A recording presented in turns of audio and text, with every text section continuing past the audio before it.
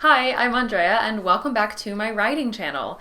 Today we are going to be talking about a book, actually. We're not going to be talking about writing, but I am going to be talking about it from a writerly perspective in that I'm going to be talking about specific elements. This is not a book review, this is just my unfiltered thoughts on Way of Kings by Brandon Sanderson. This is the first book of the Stormlight Archive, which I am pretty sure if you follow my channel, if you like fantasy, you have at the very minimum heard of this series, or at least the author, and in fact there's probably a pretty good likelihood that you've read the book. I am one of the last people, I feel like, in fantasy circles who loves epic fantasy to read this book, and I will be completely honest with you, I have tried to mostly avoid videos and discussions about these books.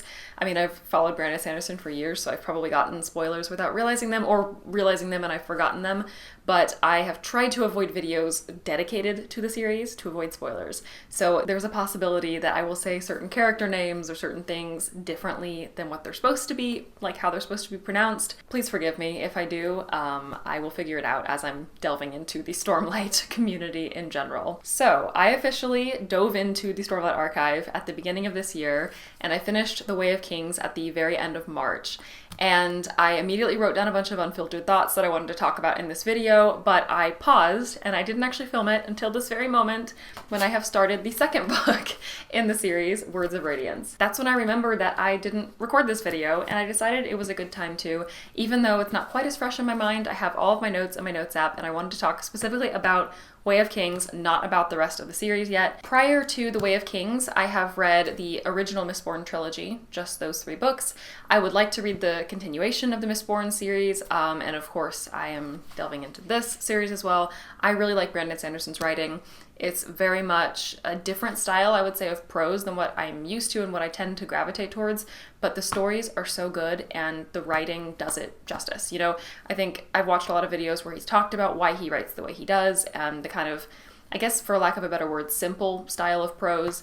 It's not like there aren't times when I kind of want to edit it, but I really enjoy it for his stories, and I also think that the story itself is so strong, and as a writer, I'm actually more confident in my prose than I am my storytelling, if that makes sense. So it's really nice to see this different balance, I feel like, where you read it for the story and the prose is, you get what you get. It's not like it's a criticism. I'm not criticizing the prose in that way, but it's not like you read it for the prose, if you know what I mean. The thing that surprised me the most in reading this book was that it's really not as plot heavy as I was anticipating. I think when we think, you know, big fantasy epics and we think high fantasy and the big names, I guess, in mainstream fantasy culture, you kind of assume, or at least I have assumed, that it's going to be quite plot heavy and that the characters might be interesting and they might be fun, but mostly, I don't know, if you describe the book to somebody, you're going to describe it based on plot points. Whereas I feel like if I'm going to describe this book to somebody, I'm going to describe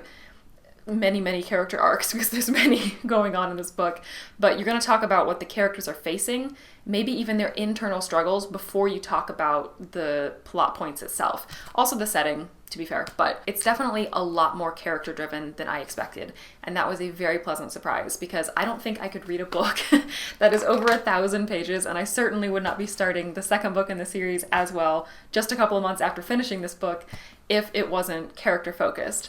I love a good balance. I'm certainly not opposed to a plot-driven story, but I don't think it would carry me through this level, this length of book.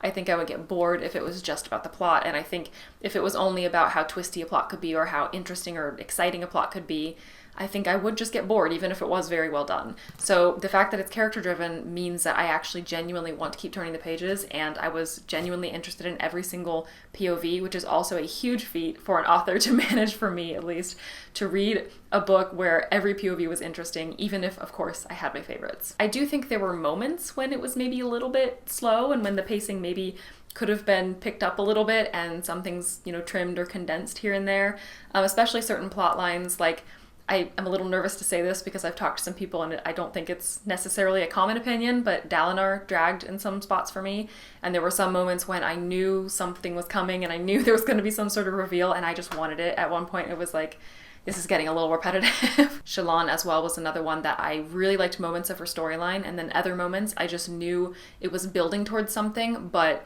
there would be like maybe an entire, chapter in her viewpoint where I felt like we didn't really move the needle a ton. And then we go to someone else's viewpoint and I just I wanted to see more from her storyline faster. And I feel like maybe if the book was shorter, then you would have moved through her storyline more, but maybe it was dragged out in certain places to make sure that the high points of her story came along with the high points in other parts of the storylines, if that makes sense. I could be completely wrong about that, but that was just the impression I got, where maybe there were some chapters where not a lot was happening for her, and I just wanted to see it a little bit faster. I've heard some criticism of Kaladin's storyline in this first book, but I gotta tell you, I don't really have notes on Kaladin. I really liked his storyline. I know it wasn't the most fun POV to be in a lot of times. It's very heavy. I think he's the character who's going through the hardest time, at least in this book. So it was definitely a heavy storyline to read, dealt with a lot of really heavy themes, but I really enjoyed every moment. I will tell you, I read the slowest in terms of like savoring the chapter, I think, with Kaladin's chapters. I think I just really enjoyed seeing that viewpoint and seeing what he was going through. There were, again, moments that maybe were a little bit repetitive at times, but I really feel like you earned it with Kaladin. Like, he earned all of those low points and high points. And I absolutely loved his dialogue with Syl. She is exactly my type of quirky and funny and silly and challenging in some ways. It was so fun. And the Spren in this world were a huge high point for me. Let's talk about setting. Spren are such a cool concept, and I love how they were used in this world.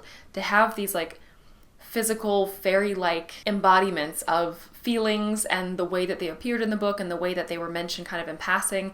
I listened to, I think it was a podcast episode by Brandon Sanderson recently, where he said that the Spren elements he added in afterward, those are not things that he writes in his first draft. And I just think that's so fun because, first of all, they are like very seamlessly blended throughout. And second of all, it has to be one of the coolest like little world building things that remains in the background most of the time and kind of pops up all over the place with different, storylines, but is also very like present through the character of Syl.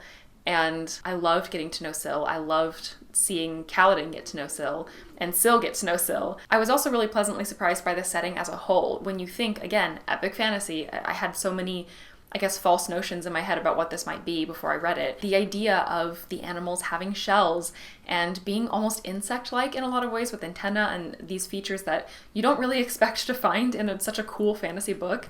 It feels more like something that might be written in a quirky middle grade or something, but it really worked. I don't want to like underestimate the way that it works in this world. You very much feel the sincerity and the seriousness of this world while it's introducing you to other creatures, but also other humans or human-like beings.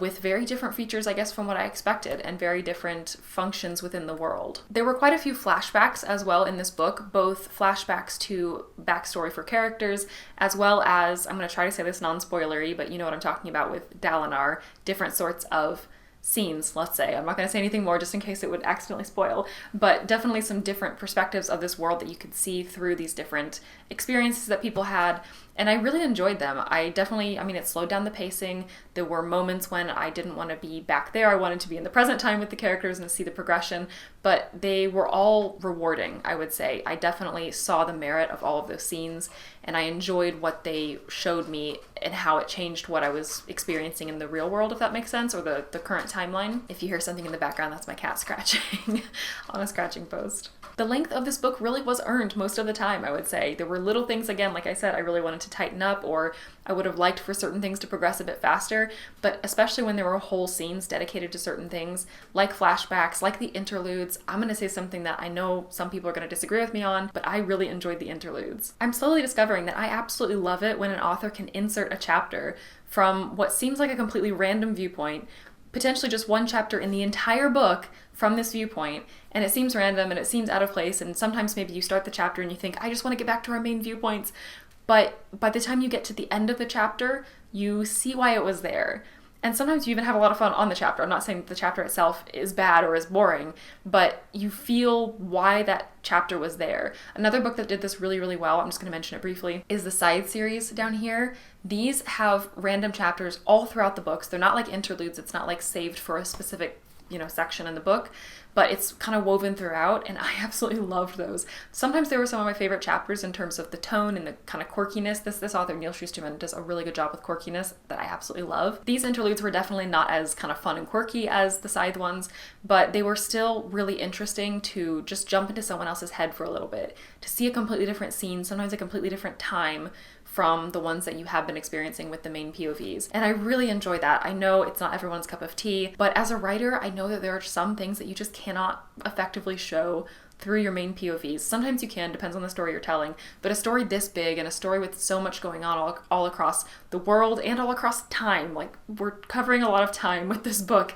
in terms of what's relevant to our current period. And sometimes it is just really not practical to show it through one of our main characters' lenses. Sometimes it's more interesting or more efficient or sometimes more fun to show it through somebody else's. So that is my little defense of the interludes. I don't know what I'm getting into with the second book. Maybe, oh, hi Bingley. He's interested in Brandon Sanderson too. But I don't know what I'm getting into with this book. Maybe there will be some interludes that will ruin it for me. I don't know. But for the moment, I am very convinced with interludes and I really enjoy them.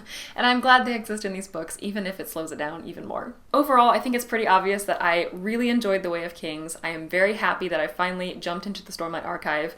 I'm really, really excited to get further into the second book and to discover more. Kaladin, like I said, is probably my favorite viewpoint. I'm very excited where Shallan's viewpoint's gonna go though, because she had some of the highest highs, I feel like, and then also some of the lowest lows in terms of let's just get this going, So I'm really excited to see what her next chapters are going to be like. Adolin was not my favorite in The Way of Kings, but I do think that he's going to have some better chapters in the second book, just based on the couple of chapters I've already read so far.